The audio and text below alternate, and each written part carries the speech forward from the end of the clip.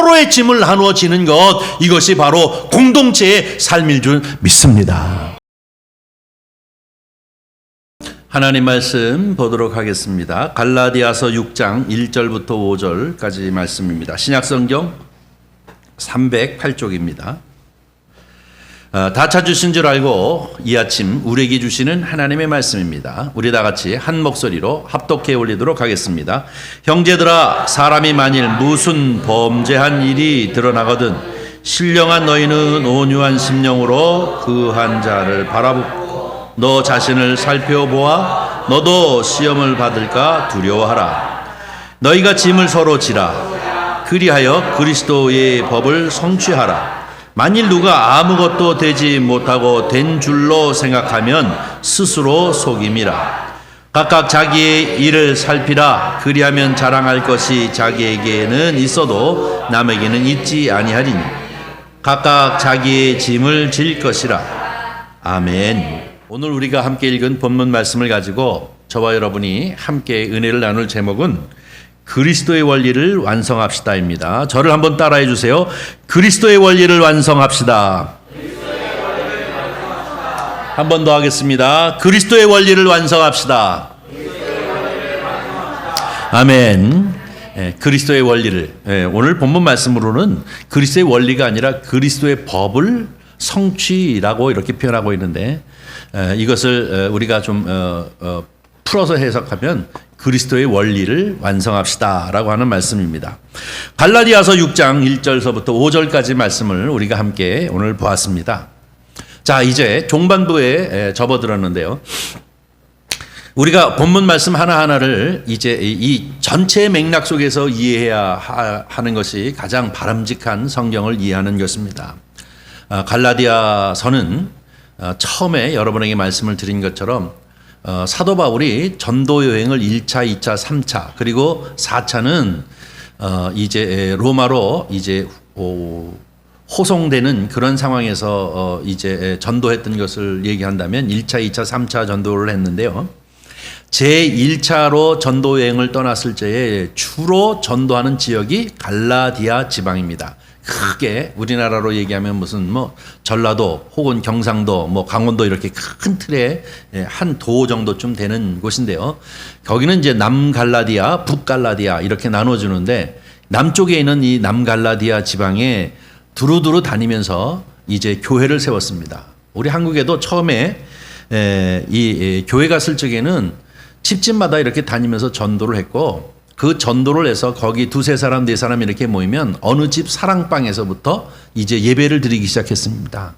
그런데 거기엔 전도사나 목사님들이 다 없어서 거기에 성경 공부를 한 지도자급을 영수라고 해서 그들에게 이제 설교를 맡았고 목사님은 서너 개를 순회하면서 이번 주에는 이 교회, 다음 주에는 저 교회 이렇게 돌아가면서 이렇게 했듯이 이 기독교의 초기에도 어쩔 수 없이 그런 형태를 취할 수밖에 없었습니다.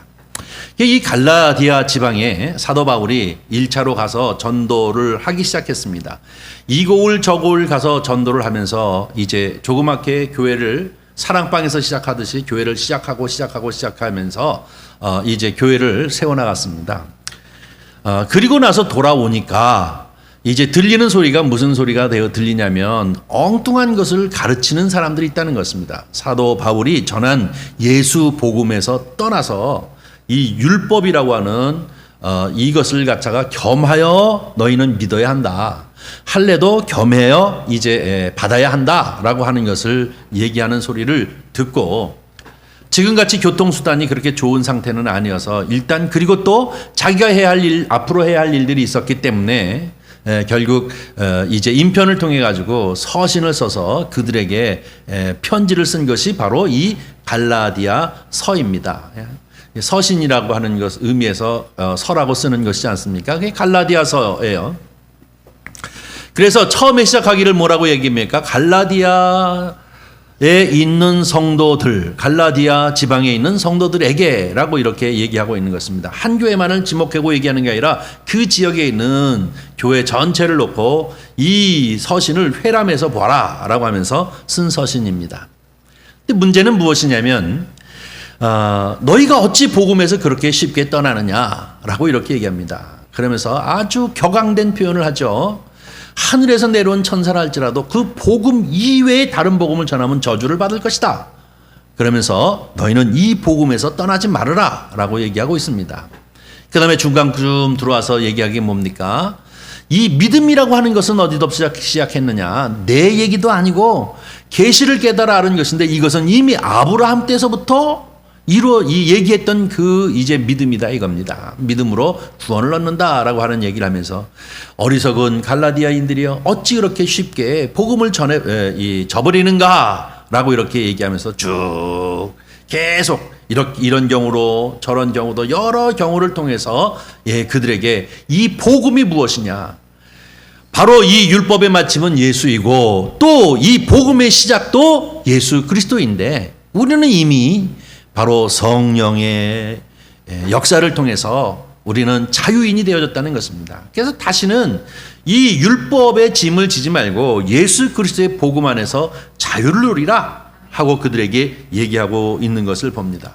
그리고 5장 말미쯤 가서 5장쯤에 가서 무슨 얘기를 합니까? 성령의 이야기를 합니다. 너희는 성령의 사람이 되라. 복음의 사람이요 곧 이 복음의 사람이 곧 성령의 사람인데요. 바로 이 새 창조, 다시 말해서 너희는 새로운 피조물이 되어졌다. 너희는 새로 태어났다는 것입니다.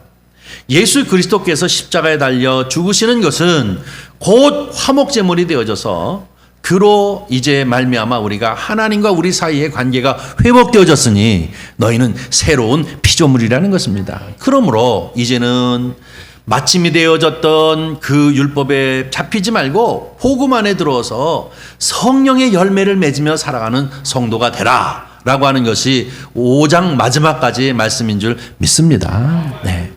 여러분, 이 성령의 열매를 맺는다고 하는 것은 성령에는 9가지 열매를 얘기하고 있는데 이 열매가 뭐 9가지인지 10가지인지 11가지인지 그 이상이 무수히 많을 수 있겠죠.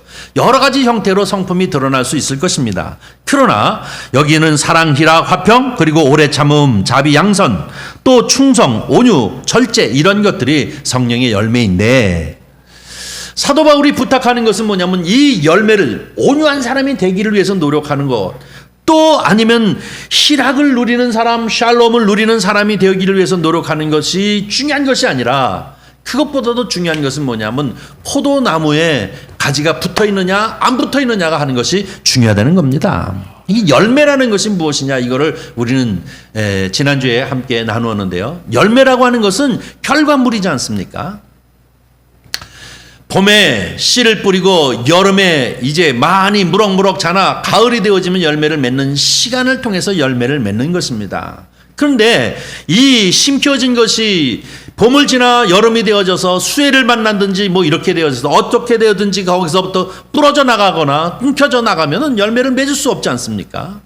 우리의 열매는 아름다운 결실을 맺는 데 관심이 아니라 바로 나는 포도나무여 너희는 가지니 라고 예화로 말씀드리는 것처럼 하나님과의 관계가 중요하다는 거예요. 율법을 떠나 복음적 관계를 가지고 바로 이 포도나무 원줄기에 딱 붙어 있으면 거기로부터 나오는 지력을 우리가 계속 공급받을 때 자동적으로 무엇이요? 성령의 열매를 맺는다는 것입니다. 다시 말하면 바로 성품적으로 그 인품이 바로 예수 그리스도를 닮아가는 성령의 이 성품을 닮아가는 그러한 열매를 맺게 되어진다라고 하는 것이 사도 바울이 얘기하고 있는 말씀인 줄 믿습니다. 사랑하는 성도 여러분, 저와 여러분도 하나님과의 나와의 관계가 어떤 관계이냐 하는 것을 분초마다 늘 확인하며 사는 것이 무엇보다도 중요합니다. 그래야 결국은 저와 여러분은 풍성한 성령의 열매를 맺고 살아가는 변화되어진 성화되어진 성도가 되어질 줄 믿습니다. 저와 여러분은 정말로 오직 하나님의 사랑이 무엇인지를 깨닫고 그 하나님의 사랑을 흡족하게 누리고 또 누리고 이 기쁨과 감사, 이 은혜를 누리고 감사하면서 자꾸 살다 보면 그 나도 모르는 사이에 풍성한 성령의 열매를 맺는 그러한 성도가 되어질 줄 믿습니다. 이것이 사도 바울이 갈라디아 교회 성도들을 향하여 주시는 말씀입니다. 자, 그리고 6장으로 넘어갑니다. 그리고 난 다음에 마지막으로 결론을 내리는데요.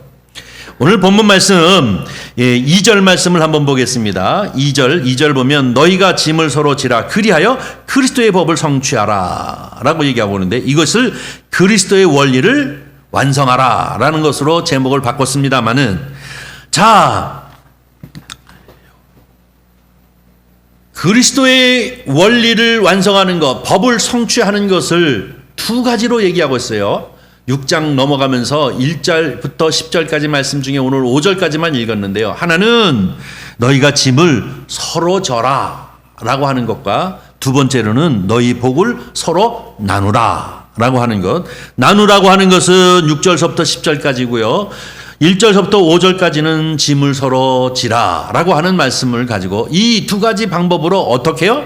바로 그리스도의 원리를 완성하라 라고 하는 것을 얘기하고 있습니다. 자, 먼저 오늘 본문 말씀 1절 보겠습니다. 1절 보면 형제들아 라고 얘기하고 있습니다. 형제들아.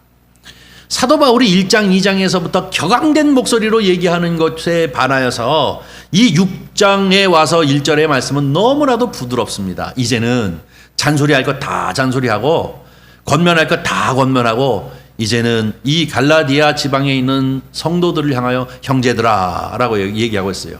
영어 성경으로는 브라더 이렇게 얘기하잖아요. 이 형제들아 라고 하는 이 말은 사실은 그렇게 아주 쉽게 쓰는 말이 아니라 아주 복되고 축복된 말입니다. 교회 안에서 성도들이 늘 저도 맨 처음에 중고등학교 때 교회를 다니니까 뭐 형제님, 자매님 그러는 게 평상시에 이 사회에서는 쓰지도 않는 그런 단어를 막 쓰니까 막 닭살이 돋고 이게 참 적응이 안 되는 측면이 있는데 그게 알고 보니까 정말로 축복된 말이더라고요.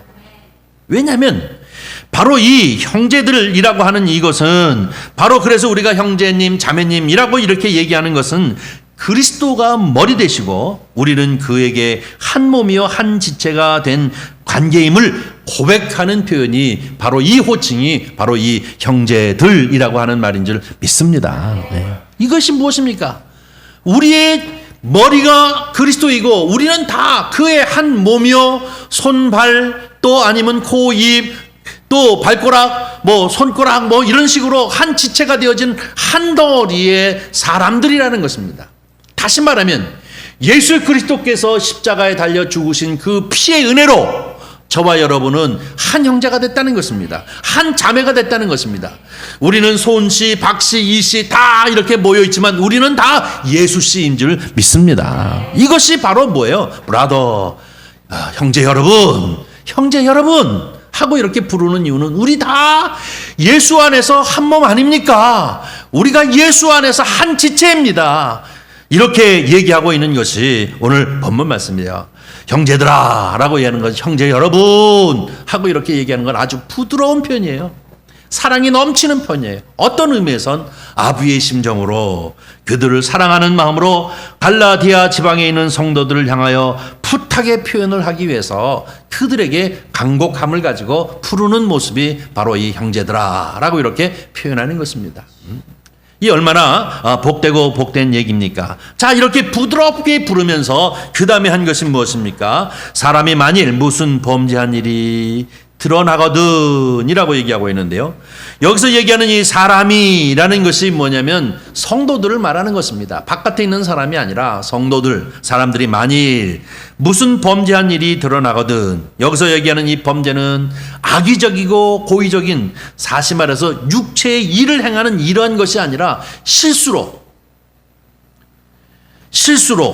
혹은 이제 고의성이 전혀 없는 그런 상태를 말하는 거예요. 의도적이지 아니한 상태에서 죄를 짓는 일들이 혹 우리 공동체 안에서 드러나거든.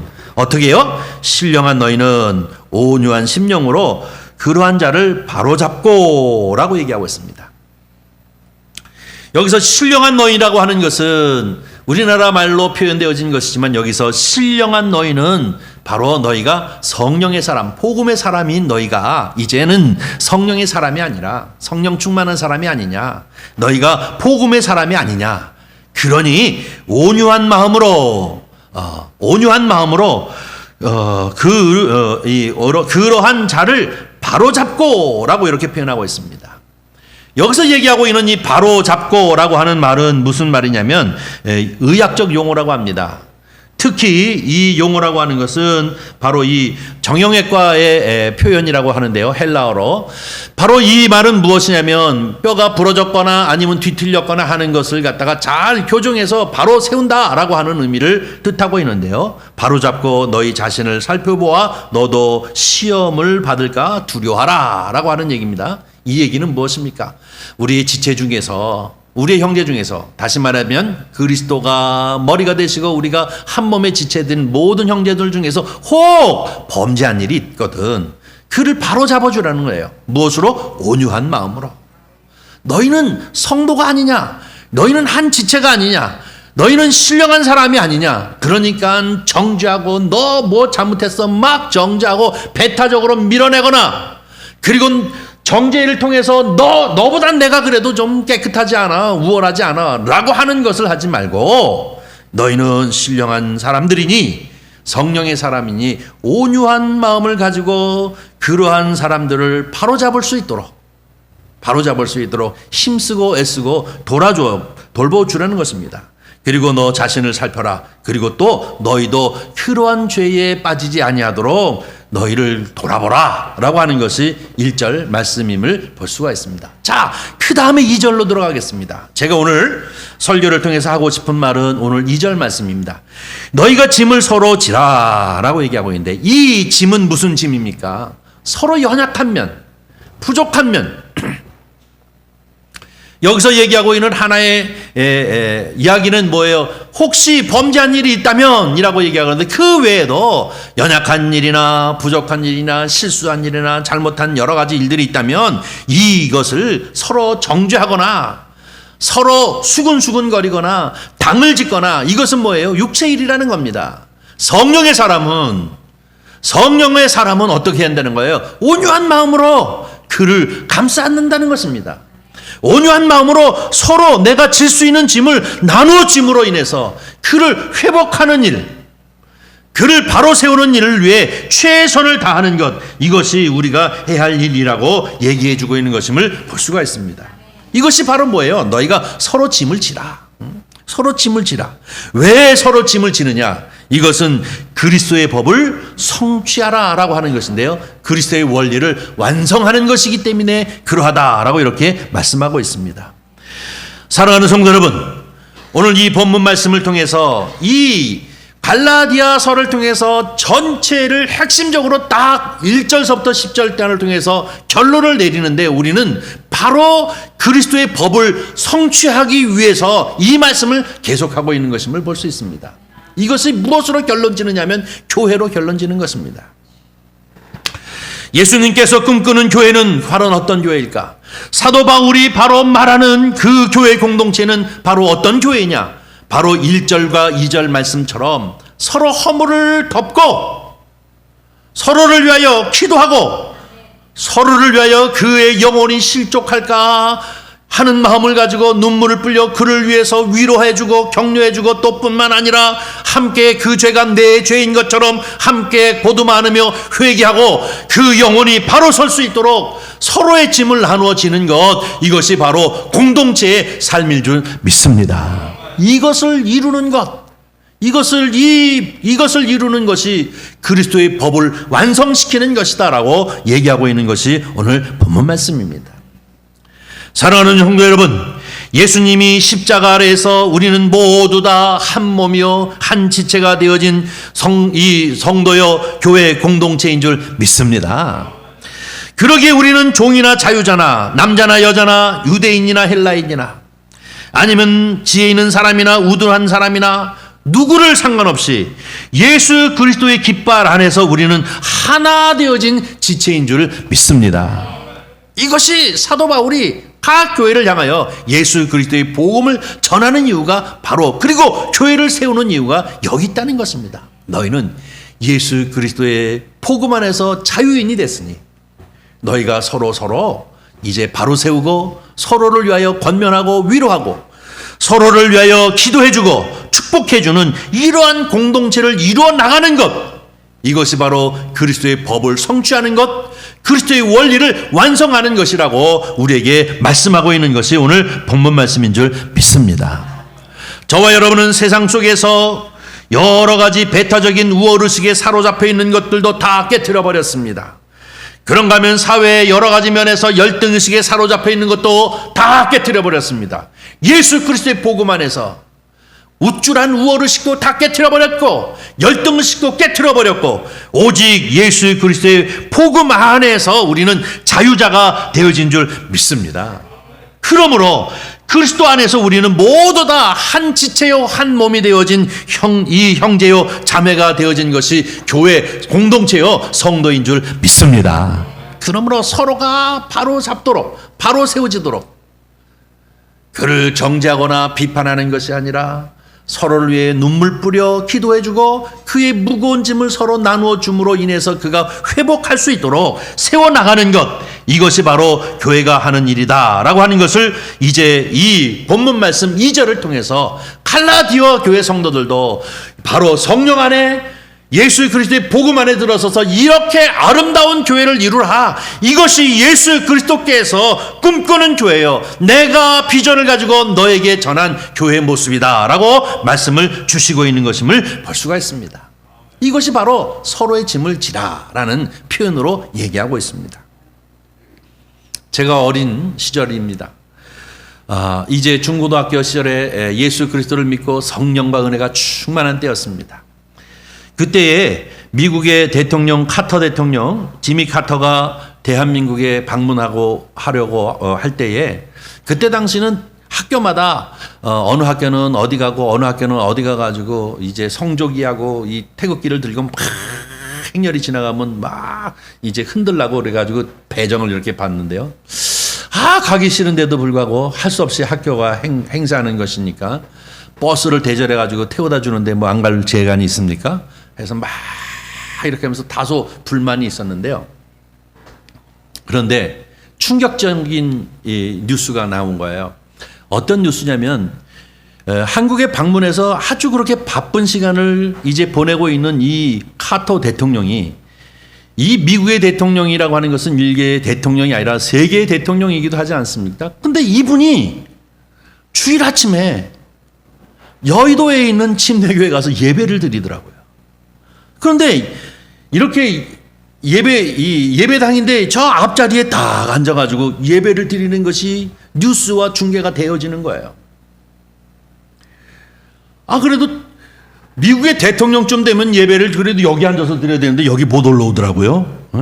저 밑에 앉아서 딱 예배를 드리는데 이 참 희한한 거예요. 충격적인 거예요. 제 어린 마음엔. 아마 모르긴 몰라도 나뿐만 아니라 예수 믿는 사람들이 다 충격했어. 야, 대통령도, 일국의 미국 대통령도 예배를 드릴 때는 저 밑에 앉아가지고 그냥 앉아서 아멘 아멘 하면서 설교를 듣는구나, 이것이 곧 예배구나 하는 것을 깨닫게 되는 사건이 벌어졌습니다.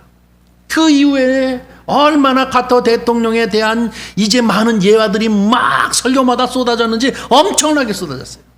근데 그분이 주일학교 교사였다는 거 아닙니까?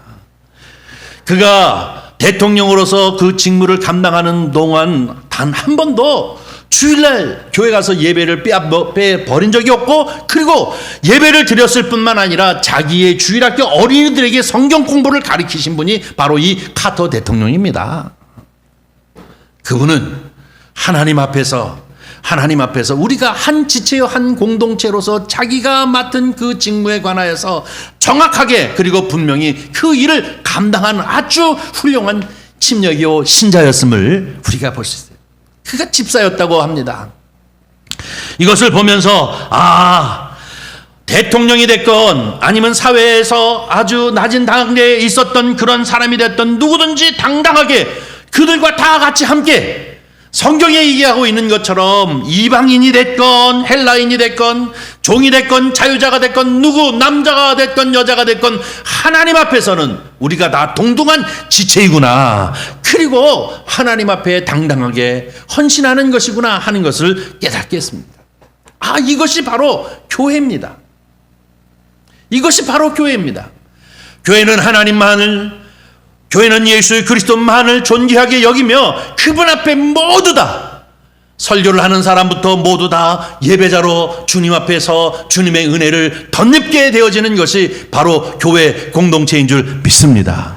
이것이 바로 교회의 머리가 그리스도이시여 우리는 모두 지체로서 하나 연결되어진 이러한 사람들로서 서로가 서로를 바로 세우기 위해서 힘쓰고 애쓰며 어려움을 나누는 사람들이 예수 그리스도가 꿈꾸는 교회의 모습이요, 사도 바울은 이것을 깨닫고 지역마다 교회를 세우는 그러한 비전을 갖는 것이 사도 바울이 세운 교회의 모습이어야 될 줄 믿습니다. 여러분, 그뿐만 아닙니다. 이사야서를 보면 이사야 선지자가 환상을 봅니다. 성령 충만해서 환상을 보는데 그가 본 환상이 무엇입니까? 사자와 어린 양이 뒹굴고 어린아이가 독사굴에 손을 넣어도 물리지 아니하는 그러한 환상을 보는 것이지 않습니까? 이것은 어떤 환상입니까? 바로 예수 그리스도를 통하여서 그 원리를 따라 완성시키는 하나님의 나라, 곧 교회의 모형, 이것을 우리에게 가르쳐 주시는 말씀이 바로 이 말씀인 줄 믿습니다. 사랑하는 성도 여러분, 오늘 본문 말씀 이제 1장서부터 2장, 3장, 4장, 5장 쭉 내려오면서 마지막 결론적으로 얘기하기는 바로 그리스도가 십자가에 달려 죽으심으로 말미암아 우리에게 구원을 이룰 뿐만 아니라 구원받은 백성, 새로운 피조물이 된 백성으로서 너희가 몸된 교회를 이루며 그 교회 안에서 아름다움을 행사하고 살아가야 할 이 공동체의 모습은 그리스도가 머리가 되시고 그 안에 지체로서 몸으로서 우리가 서로 짐을 나누어질 줄 아는 교회, 이 교회가 또 혹 범죄한 사람이 있다면 그를 위하여 안타깝게 이제 바로 세우기를 위해 힘쓰며 자기 자신을 돌아보는 교회가 바람직한 교회의 모습임을 이제 부탁하면서, 형제들아, 갈라디아 교회 성도들을 향하여 형제들아, 너희가 짐을 서로 나누면서 그리스도의 원리를 따라 이것을 완성하라 라고 사도 바울이 그들을 향하여 권면하고 있는 것이 오늘 본문 말씀입니다. 여러분, 성령의 멸배를 맺는다는 것, 이것은 바로 서로의 짐을 나누어질 줄 아는 사람들을 말하는 것입니다. 한국교회가 자꾸 동력을 상실해 나가고 얼마나 뜨거운 한국교회인지, 제가 어린 시절에는 많은 이제 외국의 사람들이 한국의 이 뜨겁고 열정적인 복음을 배우기 위해서 많은 사람들이 몰려 들어와서 배우는데 자꾸 한국교회가 자꾸 동력을 잃어가고 있다고 합니다. 그런데 여러분, 가만히 보십시오. 왜 한국교회가 동력을 잃어가는지 오늘 우리에게 주신 이 갈라디아서 말씀을 비추어서 우리가 가만히 보면 교회가 너무 정죄의식에 사로잡혀 있기 때문에 그렇습니다. 성도 중에 어떤 사람이 실수로 범죄하여서 사회적으로 지탄을 받게 되어지고, 그리고 거기에 합당한 이제 대가를 치렀음에도 불구하고 교회가 그것을 보듬어주고 그를 영혼을 위해서 실족되어지지 아니하도록 함께 감싸주면서 기도하고 그의 짐을 서로 나누어 줘주면서 보듬어 따뜻함을 줘야 하는 것이 교회의 모습인데, 사회보다도 더 훨씬 정죄하면서 더 훨씬 이제 그를 향하여 야박하게 정죄하고 밀어내는 그러한 모습이 교회에 있다고 한다면 이것은 교회가 이미 교회가 아니지 않습니까? 이것이 결국은 우리 한국교회의 동력을 잃어버리는 일들을 만들고 있습니다. 아무나 오라 누구나 오든 바로 교회 안에서는 예수 사랑으로 그들을 안고 감싸주며 또 바로 세우기를 힘쓰며 그 영혼을 위하여 실족하지 아니하도록 눈물 흘리며 기도하고 사랑으로 서로의 짐을 나누어지면서 그를 회복시키기 위하여 힘쓰고 애쓰는 것이 교회 공동체가 되어져야 될 줄 믿습니다. 그런데 교회가 그런 것을 다 상실해버리고 스스로 거룩에 빠져서 스스로 잘났다고 하는 면에 우쭐거리는 면에 빠져가지고 스스로 더 사회보다 신랄하게 정죄하고 배타적으로 밀어낸다고 한다면 이게 이미 교회가 아니지 않습니까? 이것은 어떤 의미에서 갈라디아 교회가 율법에 사로잡혀서 자기도 남도 지을 수 없는 짐에 사로잡혀가지고 종로로 타는 그런 현상과 똑같은 곳을 향하여 이제 다름질 치는 결과밖에는 안 되는 것입니다.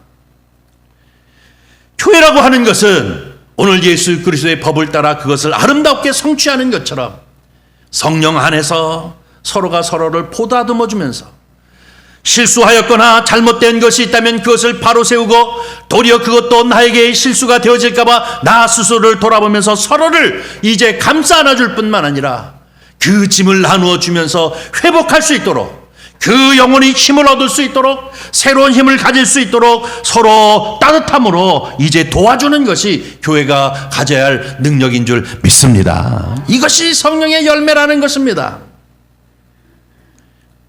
이것이 바로 아름다운 성령의 열매요, 그 모든 사람들이 예수 그리스도의 사랑으로 하나 되어지는 것이 이 교회의 모습임을 우리에게 가르쳐주고 있는 말씀입니다. 사랑하는 성도 여러분, 구약 성경에 도피성을 세웠는데 이 도피성이 뭡니까? 교회의 모습 아닙니까? 범죄를 한 사람이 그 두려움에 떨어서 결국은 어디로 도망옵니까? 도피성에 도망와서 결국은 그가 정당한 재판을 받을 수 있도록, 정당한 재판을 받을 수 있도록 도피성에 들어와 가지고 제사장에게 자기의 도움을 요청하면서 쉼을 얻을 수 있는 곳을 만드는 것이 바로 이 도피성인데, 교회가 바로 그러한 곳이어야 합니다. 가난한 자나 부한 자나 남자나 여자나 여기서 얘기하고 있는 이 유대인이나 아니면 헬라인이나 스스로 하나님 앞에 선택받았다고 생각하는 이 모순에 빠져있는 사람들이나 개와 돼지처럼 취급을 받고 있는 이 헬라인이나 누구를 막론하고 다 예수 그리스도 안에서 하나인 것입니다. 예수 그리스도를 믿는 믿음 안에서 우리가 실수가 있다 해도, 또 죄된 면이 있다 할지라도, 어려운 상황에 놓여 있다고 한다면 그것을 서로 짐을 나눠지라, 이것이 하나님의 공동체를 이루는 길이라고 하는 것을 우리에게 가르쳐주고 있는 것이 오늘 본문 말씀입니다. 너희는 서로 짐을 지라, 그리하여 그리스도의 법을 성취하라. 바로 예수 그리스도가 꿈꾸는 교회, 예수 그리스도가 이제 꿈꾸며 사도 바울이 비전을 갖고 전하는 이 교회를 완성하라 라고 하는 것이 오늘 본문 말씀입니다. 사랑하는 성도 여러분, 우리는 정말로 정죄의식에 사로잡혀서 세상보다도 더 훨씬 집요하게 배타적인 자세를 가지고 살아가는 그런 교회, 정말로 율법적인 상태에 빠져있는 그런 교회가 아니라 예수 생명으로, 예수 사랑으로, 성령의 은혜로 서로가 서로를 보듬고 사랑하며 서로 회복하기를 위하여 짐을 같이 져주고 서로를 위하여 기도해주는 아름다운 교회를 이루시는 저와 여러분이 되어지기를 주의 이름으로 간절히 축원합니다. 사도 바울이 갈라디아 교회를 향하여 결론적으로 얘기하는 것이 이러한 교회를 너희가 이루라는 거예요. 복음에 들어가서 성령의 열매를 며 이러한 교회, 서로의 짐을 나누어 줄 줄 아는 이러한 교회를 이루어 나가는 것이 아름다운 교회예요. 내가 바라는, 또 우리 주님이 바라는 교회다라고 얘기하고 있는 것을 봅니다. 두 번째로 한국교회가 자꾸 동력을 잃어나는 이유는 무엇이냐면, 동력을 잃어버리는 이유는 서로의 짐을 나누어지는 것이 아니라 자꾸 내 짐도 상대에게 져주는 그러한 상황으로 간다는 것입니다. 목회자는 성도들에게 짐질 수 없는 짐들을 자꾸 짊어줘서 성도들이 힘들어 어찌할 바를 모를 지경에 이르기까지 자꾸 짐을 져주는 것입니다. 그런가 하면 성도들은 또 목회자들에게 짐을 져줘서 당신은 주의 종이니까 당연히 이런 것들을 해야 하지 않느냐라고 짐을 져주면서 짐뿐만 아니라 자기 짐까지도 그 위에 던져 올려주는 이런 생태가 되어진다고 한다면 교회가 정말로 그 동력을 상실하는 것입니다. 그러나 진정한 교회라고 하는 것은 무엇입니까? 서로의 짐을 나누어지는 것입니다. 목사님이 짐이 얼마나 무거운가 그것을 눈여겨하라. 그 중에 내가 감당할 수 있는 몫을 덜어내서 내가 조금이라도 져줄 줄 아는 것. 우리 교회에 이제 장로님이 지는 그 짐이 얼마나 무거운지 그것을 헤아려 하라. 그것 중에 작은 것 하나라도 내가 짊어져야 되겠구나 하고 서로 나누어주면서 서로를 나누어주어 짊어져 나갈 줄 아는 것이 지체의식입니다. 이것이 예수 그리스도가 바로 우리의 이제 머리가 되시고 그 밑으로 한 형제 자매가 되어진 것처럼, 몸과 지체가 되어진 것처럼 서로가 서로의 힘든 것이 무엇인지 짐을 나누어 질 줄 아는 교회가 바로 바름잡한 교회요, 하나님 앞에 영광을 돌리는 교회요, 바로 이 교회가 사랑이 많고 은혜가 넘치는 교회요, 그리스도의 영광을 드러내는 교회가 되어지는 것인 줄 믿습니다.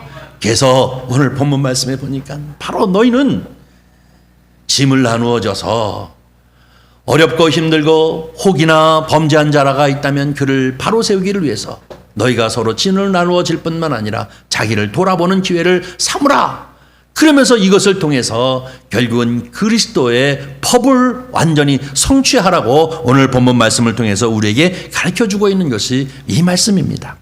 사랑하는 성도 여러분, 오늘 이 아침 우리에게 주신 이 말씀을 우리는 다시 한번 깊이 생각하시면서 제가 보니까 이 개역 개정판보다는 현대인의 성경이 이 본문 말씀을 잘 이해할 수 있도록 쓰여진 것 같아서 제가 현대인의 성경을 한번 올렸습니다. 같이 한번 읽어보도록 하겠습니다. 현대인의 성경 앞에 1절 1절.